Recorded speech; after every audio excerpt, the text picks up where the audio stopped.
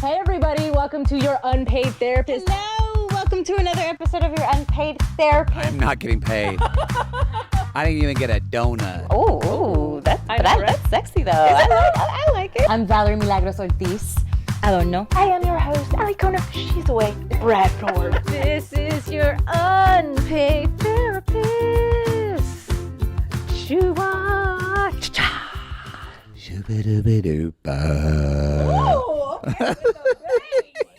Aloha, kakahiaka, oi, o Alikona. Hello, hi, good morning, everybody. Welcome to Your Unpaid Therapist, the Hawaiian edition. I am I already said my name. What's your name?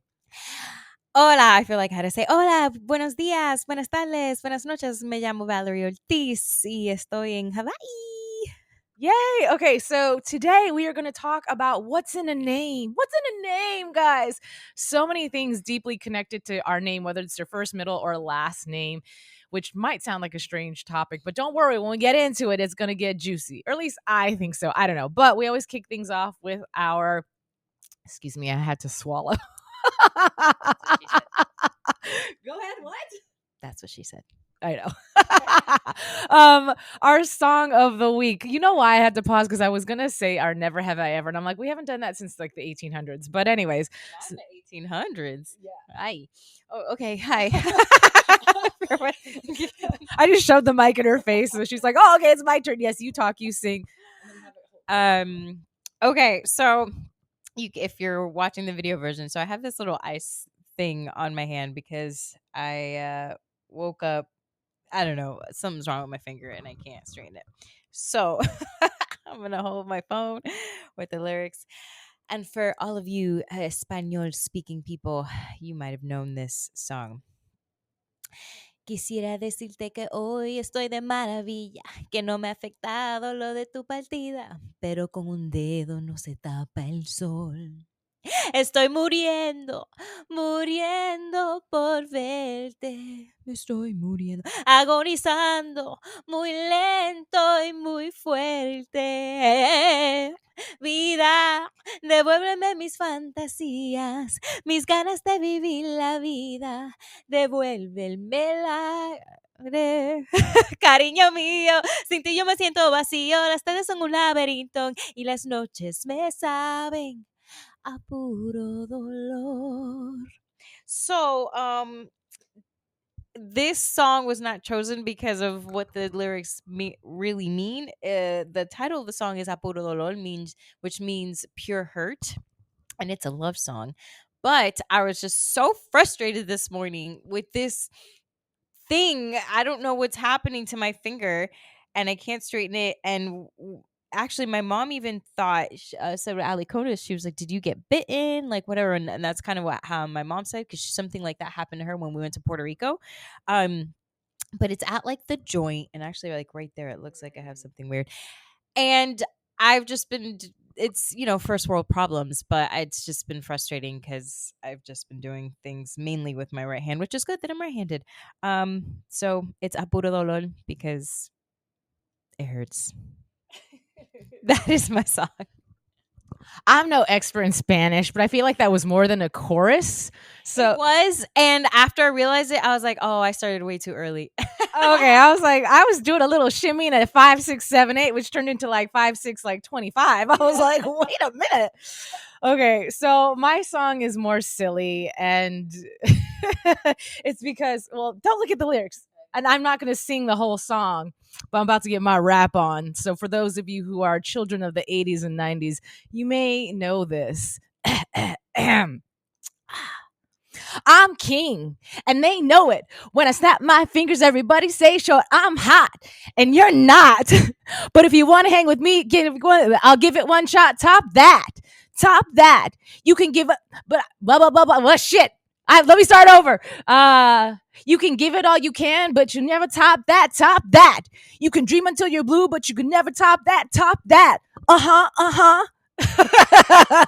So when I was growing up, one of my favorite movies was Teen Witch with Robin Lively. If you've not seen it, that's Blake Lively's half sister.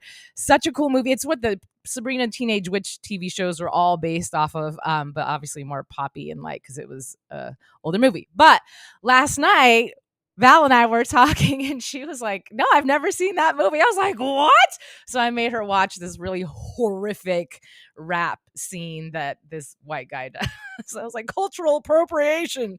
But anyways, which kind of leads us into our topic. So hey, I mean, good job on picking that song. Top that. Right? Anyways, okay. Yeah, so we were talking this morning about like what's in a name because there is so much like culturally that can be involved in a name, and god, there's like so many different things, but mainly it's like changing whether it be your name or the way you behave or act or dress, whatever, to fit in with the norm when you are somebody who is ethnic. I mean, we're all ethnic in our own way, but anyways, I'm going to start the conversation because if I don't stop talking, I'll talk for a long time, and we're sharing a mic. So if there's anything you want to add to that before I start going on my tangent, please do. Yeah, I mean, we are in Hawaii, so the topic was born out of being here, learning about your cultures and your history, and traveling. And with that, we kind of landed on this and a name and family heritage and things like that. So, just wanted to give you an insight on like where did that come from and why did we choose to talk about that in Hawaii? Yes. Okay. So getting into it, I mean, I guess I'll start with my own specific story, and I'd be curious, like in comments, like leave your comments below. But growing up, so my middle name is Japanese. Well, obviously Alikona is Hawaiian. My family is born and raised in Hawaii. They're Japanese.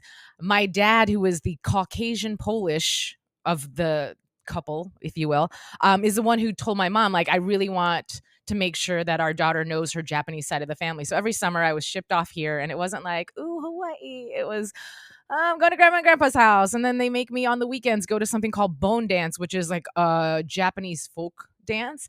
And I remember it was on the weekends, and I'd be so mad because I'm like, hello, Full House is on, like TGIF, and I got to dress up in a kimono and like dance with some old people.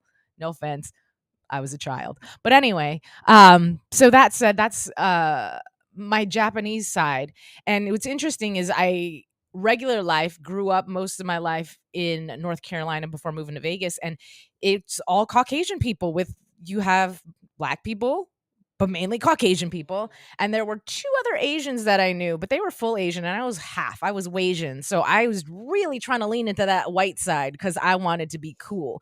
And that's sort of where this topic was born, is like that feeling or that pressure. Maybe it's changed now, but I know for me it's like didn't want the Asian name, didn't want to be associated with being Asian. I don't think I even recognized the fact that my mom looked Japanese. I was just like, oh, she's got black hair, whatever.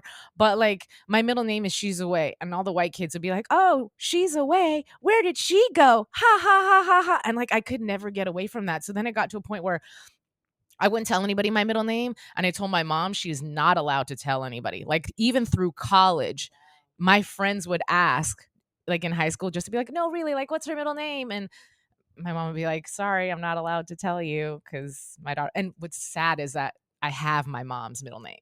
So it's like I'm embarrassed of not just my middle name, but her middle name. So, anyways, I'll start there. I want you to be able to pipe in. Yeah, you were saying that I don't know if it's still like that, but I think it's definitely different now. I did share a story with Alikona, and I'm not going to say the person's name, but I had a friend who changed her stage name into a more white sounding name because she thought that would get her in the door more. And then, um, unfortunately, I don't know why I said unfortunately. I was just kind of like, oh, really?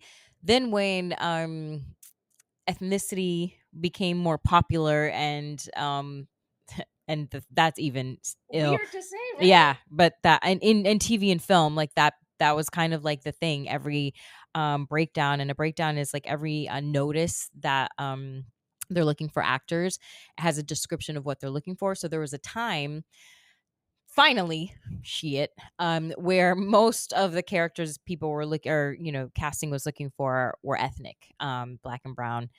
And my friend changed her stage name back to her original legal name, which I was just like, girl, like, first of all, the fact that that was even a thought is sad, that you were just like, let me change it so I can get more work. But it's I guess it's common though, right? And in all not just in entertainment, but it just made me sad to think that, like, but now you're proud because now it's more accepted and cool and being mixed.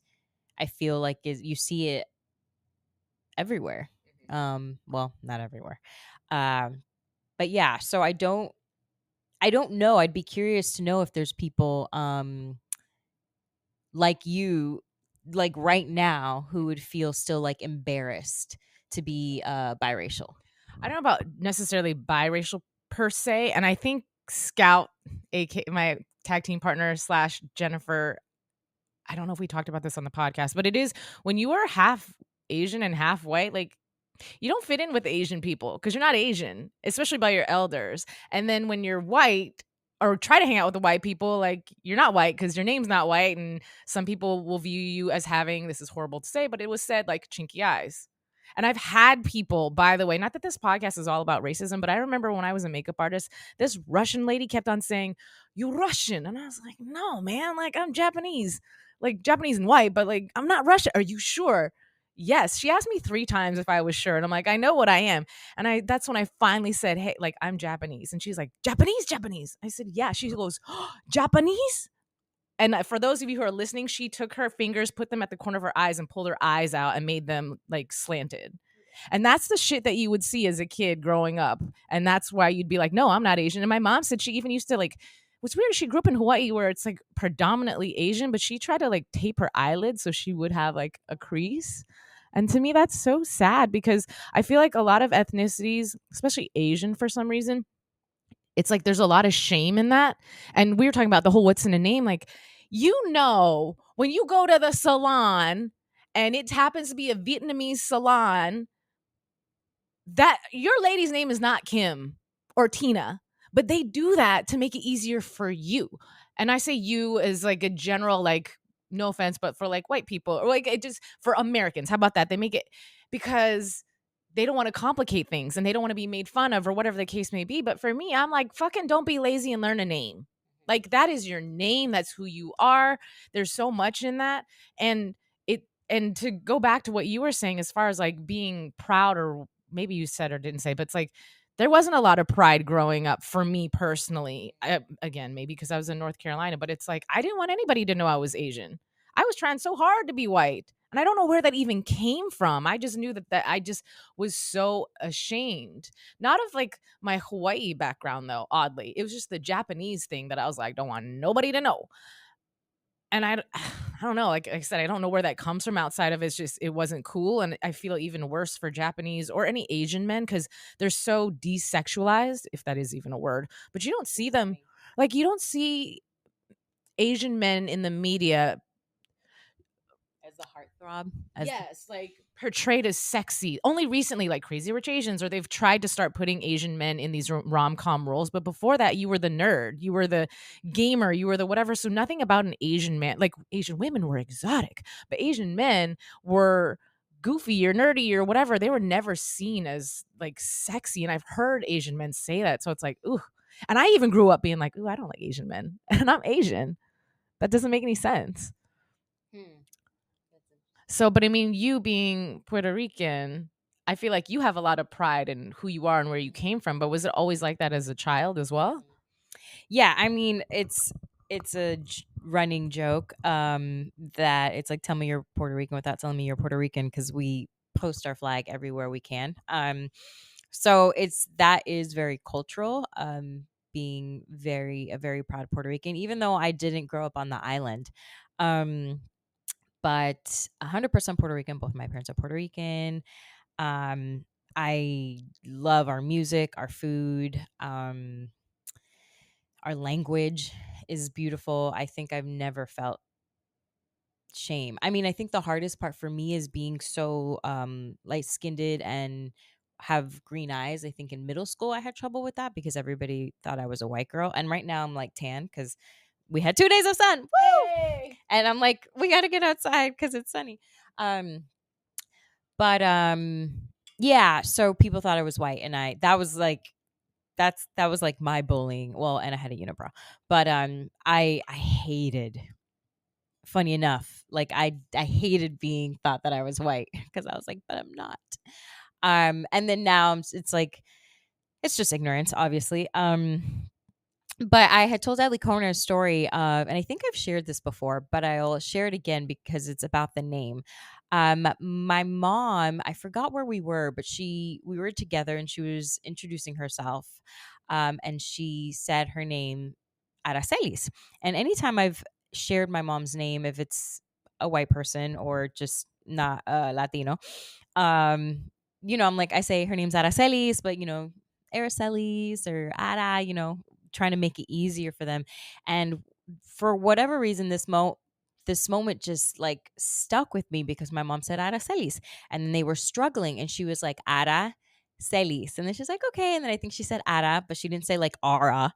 Um, and I was just so proud of my mom because she didn't try to dumb her name down or make it easier for the person, and she said her name for what it was and hoped that they got it. But if they didn't, she's like, They tried. She made sure that they tried. Yeah, they tried, and she didn't make it any simpler because her name is Aracelis. And I just freaking love that so much because I was like, that's right, go mom, like don't. And I don't know because I feel like we have like this sense of like, oh, it's okay. Like you can just call me A, and it's just like, No. but my name's not A. And I know you had a similar story with. Here she goes. Yes. Okay. Well, first of all, just in general, in life, I don't know why. Every time I introduce myself as Alikona, everyone's like, "Oh, hey, Ali." I'm like, "No, no, no, Alikona." They're like, "Oh, that's your first name." So I could understand the confusion. And then, like when I was in high school, I would just say Alikona because no one's gonna call me Ala. Like it's the white version of the Hawaiian version of the name. But anyways, and so I went to purchase a vehicle. Okay. And the car dealer guy, you're trying to get me to buy a effing car. Like, come on, dude. So I introduced myself. My name is Alikona. And he said, I'm sorry, what? I said, my name is Alikona. Can I just call you Ali? No, you may not. My name is Alikona. Which is not hard to say. Like what? Like that's not difficult. No. Like even with an American accent. Right. There's no rolling of the R, no Exactly. different, like everyone's drink, or I don't drink coffee, but everyone's heard of Kona coffee, Kona the island. So that's not like an unusual. And Ali is like Ali. Right. White is white. Right. So, but that said, it is my pet peeve because it's like if your name is Roberta, okay, would you not be offended if someone's like, okay, Rob, bitch, my name is not Rob? Like, what? And so I was really mad at this person. And then he took it upon himself, like on my driver's license, it also says Allison. And so he just skipped on over to just Allison. And I was like, where in my life did I ever say that was my name? Never. And again, I introduced myself, and you're trying to get me to buy a car. Fortunately for this dude, though, I was already like, I had my mindset and I was like, that's the one I want. But I sure did test drive it, leave, and come back the next day and purchase it so that it did not fall under his name and he didn't get the commission. So, anyways, all that to say, it's super important for all of us to take the time to learn someone's name, whether you are considered ethnic or not. There's obviously always going to be another ethnicity that's not yours. It's going to be a tongue twister, but I feel like it's just so much respect in learning someone's name.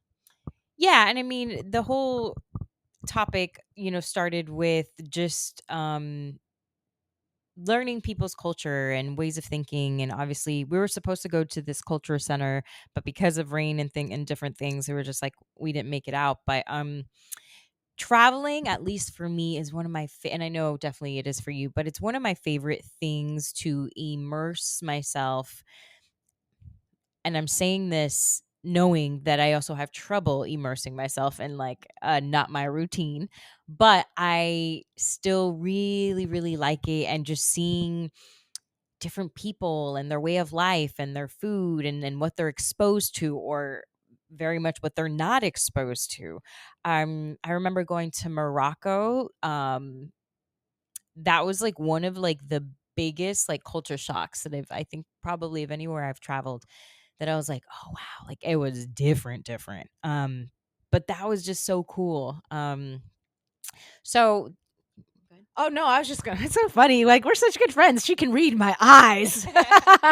But no, I was just thinking about because you mentioned Morocco and it is a different like dress. And for me as a woman going to a country where I perceive other women to be oppressed because of the fact that they have to cover up their eyes and their not their eyes, wow, their face and only their eyes can show. Although I did read in this feminist book, it was a contribution by somebody who is of Muslim culture, and she was like, y'all think that we're oppressed, but maybe we're just trying to avoid the male gaze. And I said, oh, okay, but at the same time, men, keep your gaze to yourself. How about that?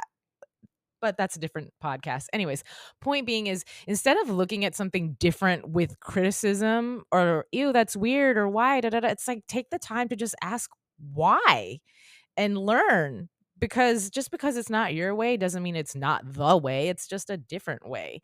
And I mean, if you want to add to that, because there's other facts I want to add that's slightly askew from this, so I want you to be able to say your piece. No, I think, I mean, just I was just sharing just my love for other different ways and other not agriculture, not agriculture, architecture. Am I hungry? I was like looking out the window, like trees. But even that actually, like seeing like the different trees and flowers, and it brings me to life. Going to China this in the beginning of the year with my mom, like I I was just so excited. And it's funny as I say that, like I know myself and too long out of my normal, like somewhere like Morocco or China, where the food is completely different, and some of those uh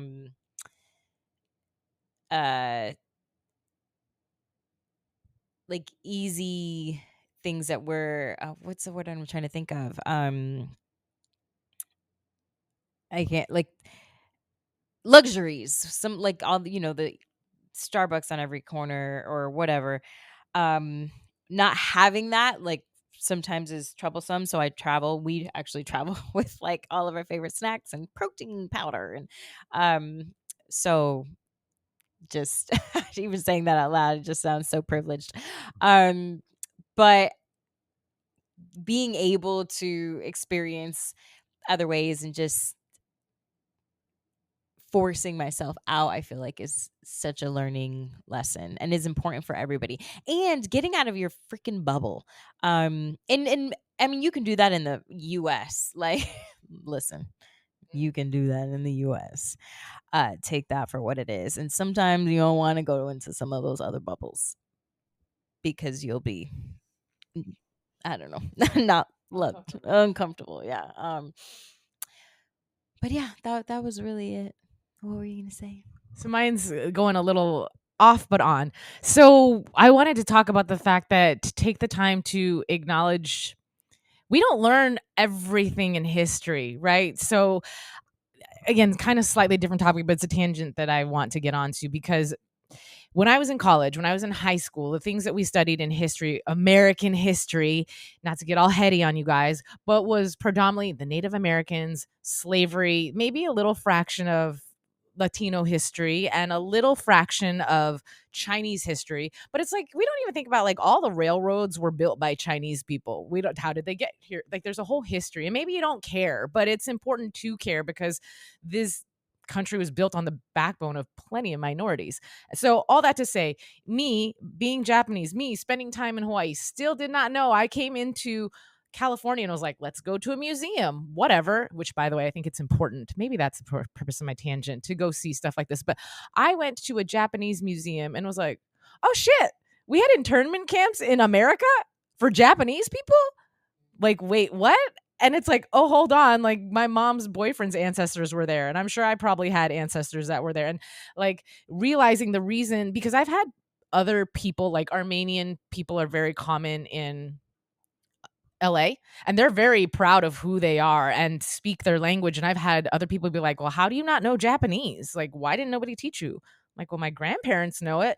And then I realized, like, what a shame. The reason nobody younger generation knows it is because my aunties, uncles were all born during Pearl Harbor era. And so it wasn't cool to be Japanese back then. You were trying to prove that you were American. And then even Val and I, we went to Pearl Harbor, and I never took the time to read the signs. I'll be honest, I was ignorant. I'm like, ooh, ship, cool.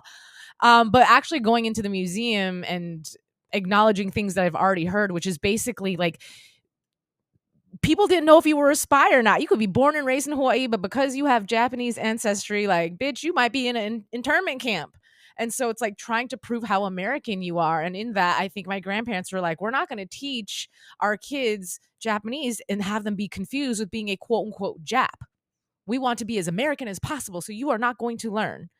And that's a shame. Like when one culture can oppress another that much to where they lose their culture.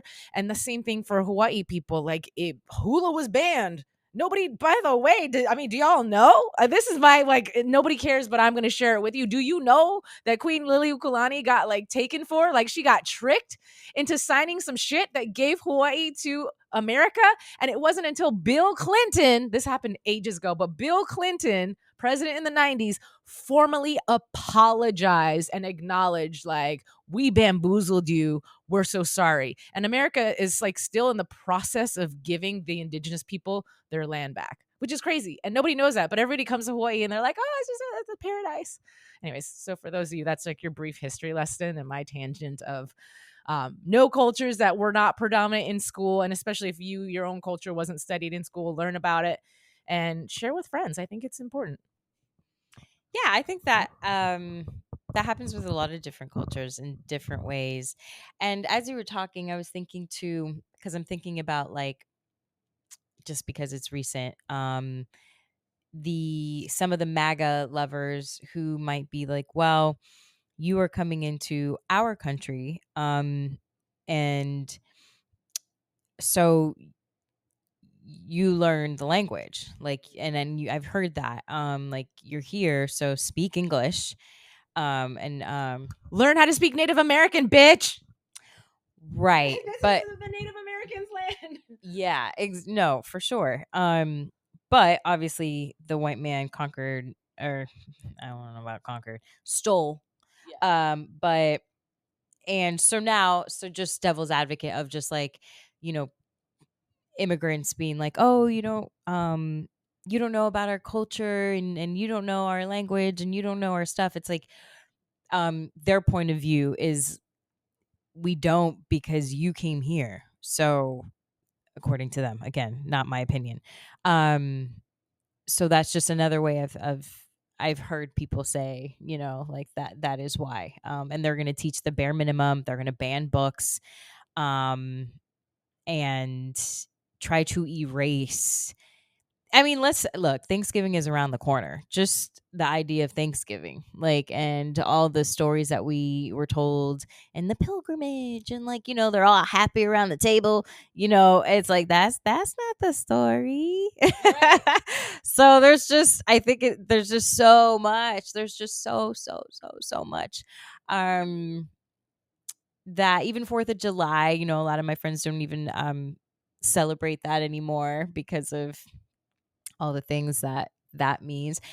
And it's just, but it's tough, right? Because if you are going to be in America and celebrate, quote unquote, the freedom that is celebrated with being here, right? It's the American dream can happen here. I kind of, and I'm saying this very lightly, I can understand how some people would be offended. Like, you don't have to be here. And if you hate it here so much, then leave. So I do understand that, of just like, if all you're going to do is complain about how shitty America is, how shitty the president is, how shitty this, how shitty that, I do agree that, because with anything in life, right? Like, if you don't like your job, if you're just constantly poo-pooing on whatever the situation is, whether it's your job, your relationship, the country you live in, you've made the choice. And obviously maybe there's reasons why you can't leave or whatever, but at the end of the day, like, it is a choice. So there's that. So many things. I want to say yes. As far as like, if you are going to come to any country, honestly, I think it's important to learn the language. Like I would, when I knew I was going to Italy, I took a course in Italian because I didn't want to be that ignorant person that expected you to acclimate to me, the visitor. So yes, I do think it's important to give any foreigner grace. It's not easy to learn a second language, especially as an adult. So have some patience. And if you've ever traveled and been the person that speaks English in a country that doesn't speak English, you realize what it feels like and how isolating it can be to not speak quote unquote the language. So I don't know, it gives me a whole different level of patience. The other thing I thought of, and it's like one of those like Alikona's random facts, you didn't come here for a history lesson, so I'm sorry, but I thought this was fascinating because again, we didn't learn this in school. But talking about pilgrims and all that other stuff, I'm like, yo, those people were shady. Like they fought wars shady. So they basically they knew, because they came with all their diseases and their STDs, and the oh, sorry, the pilgrims, the Spaniards and the white people, but they came over, they got people sick, obviously unintentionally, but once they realized that and they were at war, they would like blow their noses, like someone who had the flu, they would blow their nose on a hanky and then turn around and have somebody else like give it to a village as a gift, and the whole village would get the flu. And because their bodies weren't used to it, they'd get extra sick. But they would do that with I guess STDs were really awful back then. Obviously, I don't think intentionally, and nobody cares, but I just thought it was fascinating that like a lot of Native Americans didn't know what they were, so they were getting these things, they didn't know how to cure them, but like gonorrhea was like running rampant back in the day. Anyways, in case you guys, what's in the name? Hey, history you didn't learn in high school. Thank you for listening. Anyways, okay, so yeah, back to what's in the name. And I also want to, I mean, I have been saying some of the more pessimistic negative, I guess, of that, or just like take this information. But I do want to acknowledge like there is so much beauty in diversity. Like I think that's what makes the world exciting, is like just learning something different. Because if we were all the same, after a while, it'd be boring, Like it's so funny because Val and I were having this conversation about how my mom, oh, bless my mom's heart, I think sometimes she thinks she's Caucasian. She said to me upon dating somebody that I was dating for quite some time who was of different race, and she was like, I don't know if I could do it. And I said, what do you mean? She's like, being in a, not biracial, multi-ethnic, whatever, mixed relationship, because like the cultural differences are so contrasting that it would be hard. She's like, I have nothing against it, but I just think it'd be really difficult, And I was like, I had to squint at my mom and be like, have you seen a mirror? You do realize you are Japanese, and you do realize that your husband was Polish, right? Like, what are you talking about? I think she got whitewashed. By the way, speaking of Polish and what's in a name, we were talking about the fact that my dad, I didn't even learn up until like earlier this year, that his last name, Bradford, which I hold, is not even our family's real last name. My dad's side of the family was involved in the Polish mafia. So for protection reasons, they changed their last name to Bradford. So I was like, oh, I've been living a lie.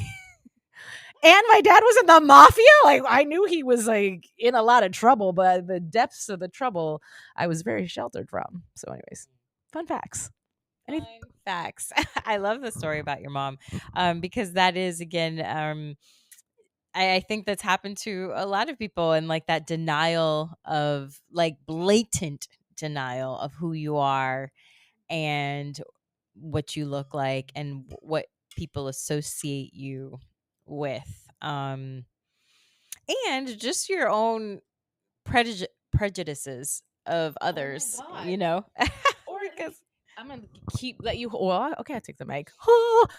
Okay, so I think it's interesting, and it is a thing where people are racist against their own ethnicity. I think it's because I don't want to get singled out as being a insert horrific racial slur here. I don't want to be associated with being a blah blah blah. So I'm gonna be pristine and be like sophisticated and be like, oh, those such and suches. And you're like, no, man, like there are people that are racist against themselves. There are women that hate women, which I think is so crazy. But that's a thing too. So, anyways, check yourself before you wreck yourself. That's my public service announcement. That's it. I don't think I have much else to say around the topic other than travel. Keep an open mind, especially during these times, because obviously there's a lot of different opinions, different races, and I mean just people in general. Just feeling judged and hated and oppressed and all the things. Shamed. That's a great one. So do what you need to release all of that negativity, but also educate yourself in the things that you may not know. Because a lot of times, because we know what we've experienced, right? And we know our world and our bubble, but it is so important to um even with especially social media and stuff like that now, like the algorithm is going to keep pumping you the things that you're liking and watching and spending time on. So you're not getting the other side of a culture, of a people, of an opinion, of laws, of whatever. Um so yeah, it's especially right now. I think it's open your eyes. I encourage, if you can, just traveling, and again, it doesn't have to be out of the country or anything crazy, but even if it's just a little history lesson on Google. Yeah. Travel, um and learn about others. Okay, so a few things. My algorithm, it's all fluffy cows and pigs. So I will not learn anything except for the animals are cute. No, but listen. That's important because even we had a kind of a discussion of there were certain things that we had talked about politically that you hadn't known about, and that is still a bubble, right? Because I think, and we all do it. Like, and I was telling Alikona, I was like, I'm not in the bubble of getting those videos of what these farmers are doing to these animals, right? So there's an ignorance, and I'm like, out of sight, out of mind. I don't care. And I think that is, and that's not true that I don't care, but that's like a generalization with the environment, people saying it's not affecting me now, although it clearly is because of all the changes that have happened in not a lot of years. But it's an out of sight, out of mind. We are all in some way wrapped around our own bubble. And my brother says it all the time. My brother, he's on NPR and all the Reddits and all the things. He tries to learn as much as he can. And I envy that about him because he, to me, is also like, like where do you learn stuff? And in my head, I was like, it used to be from you, growing up. So it that and that's why it is important to have like different friends, right? Because obviously you'll teach me the things that I don't know about the things that aren't in my priority of knowing or caring, and the same vice versa. There's things that you're like, I'm not watching the news, or I don't listen to the radio. There are songs Alikona's never heard that are like like super popular right now. So but you don't even, point being, you don't even have to step outside of your house. Like there's things that you can do to expand your own world and open up to different things that you know nothing about. Yeah. And I want to say also for the people who are on the opposite and the receiving end of the spectrum of being that person that maybe is often judged or looked at differently because your ethnic background, your preference in who you love, whatever the case may be. It's like, how do you balance being loving about it, but then not being abused about it? That doesn't even make sense. I think you know what I'm trying to say, or just embarrassed and shame. And I think with knowledge comes pride, right? So it's like learning more about your culture and being proud of some of the things that have happened in history and seeing the beauty in the things that you are, and also finding communities of other people who are of same background. I think that's important. It wasn't until I moved to Vegas where it was a melting pot that I was like, oh, there's like all sorts of Asian people here. There's all sorts of everybody here. Like, I don't think there are a lot of Latinos or Latinas in North Carolina. So it was just neat to be around a diverse group of people, to learn about people and to not feel like you are an outsider. So I just encourage you to um, not fight back with violence, obviously, but just invite people to learn about you and know about yourself as well too. So anyways, that's it. I won't yammer anymore, but we do have to do a what if. So because I brought it up, I feel like I have to what if first, and I honestly don't have one on the tippy tip of my tongue. So I will just say, what if we did all have an understanding for each other? Or what if we all created space to maybe not agree, but still embrace other people? And what if we could all just love each other and get along? I feel like the world would be such a happier place. That's my simple what if. Mine is going to be off topic and more relevant to like our life right now. It's 11/11. So, what if, not when we're posting this, but the day we're recording, everything that we've been dreaming about, that I've been dreaming about specifically, um, is in the works, and it's like about to come, and is going to be easier than I could have ever imagined and bigger than I could ever have dreamt. And going to our current situation, what if the sun stays out all day and I get to do a video, my finger heals, and tomorrow we get to go to some spa or something? What if Valery gets me a baby Highland cow for Christmas? You guys are going to see it all over Instagram. Okay, that's it. No pressure. I was like, I need a job, girl. Anyways, all right. Well, thank you guys so much for joining us. We always love having conversations with you. And please, by all means, do leave comments below. Like, this is definitely a topic where I'd love to hear about you and your background or some of the experiences that you've had, whether it be positive or negative. And if it was negative, how did you turn it into a positive, et cetera, et cetera, et cetera. And don't forget that you can also find us on IG, Your Unpaid Therapist, and on Patreon. We haven't talked about Patreon much lately, but be sure to find us there because we have all sorts of perks, and we'd love to have you on the show. So that is it. That's all for me. Aloha, mahalo, and goodbye. Adios.